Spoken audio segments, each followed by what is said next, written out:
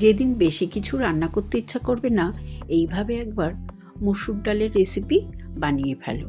হাতে মেখে এই মুসুর ডালের স্বাদ কী যে অসাধারণ খেতে লাগে, না বানালে তোমরা বুঝতেই পারবে না।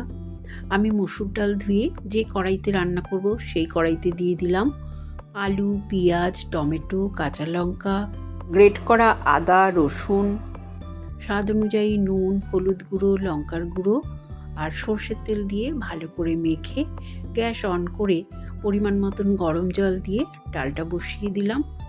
ডাল ফুটে গেলে গ্যাসের ফ্লেমটা লোতে করে ঢাকা দিয়ে রেখে দেবো যতক্ষণ না ডাল সেদ্ধ হচ্ছে।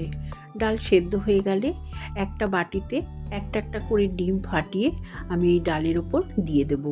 একটু ফাঁকা করে দিতে হবে, তারপরে ঢাকা দিয়ে 4-5 মিনিট রেখে দেবো।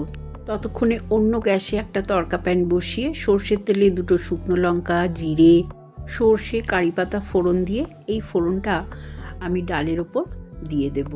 এই ফোড়নটা দেওয়ার কারণে এই ডাল আর ডিমের টেস্টটা অসাধারণ লাগবে। আর ডিম পোচগুলোও দেখো কত সুন্দরভাবে সেট হয়ে গেছে।